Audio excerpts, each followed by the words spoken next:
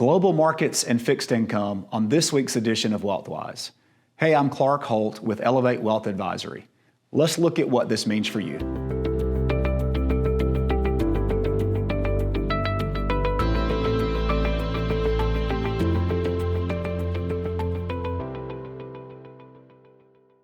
When we look at the equity returns of developed markets around the world, it's important to look at calendar year returns, and ranking them can help us understand where returns are coming from.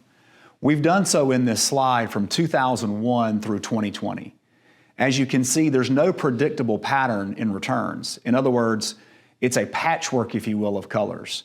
What this tells us is, out of these 22 countries, you never know where the returns will come from. So you have to have a globally diversified portfolio and capture the returns wherever they may come from around the world. If we look at global markets, we know there are over 20,000 companies around the world. This is ever evolving as far as U.S. versus non-U.S.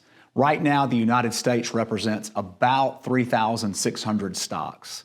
Outside the U.S., though, there's a world of opportunity. When we invest in globally diversified portfolios, we know that this is going to give us the best chance at a successful experience over time.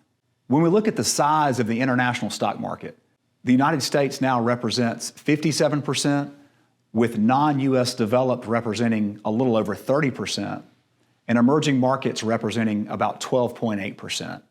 Again, with over 20,000 companies available, we have to be globally diversified to capture the returns that are there for the taking. When we look at the fixed income market globally, it's different than the equity market globally, in the sense that the United States is only 29% versus 57% for equities. So what this tells us is there's so many opportunities in fixed income or bonds outside the United States.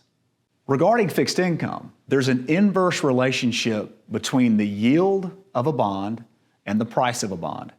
If the yield of a bond increases, the price of the bond decreases. Conversely, if the yield of a bond decreases, the price of the bond increases. This is important when building portfolios and understanding what fixed income products belong in a portfolio. Thanks for joining us. I hope you found this information on global markets and fixed income insightful.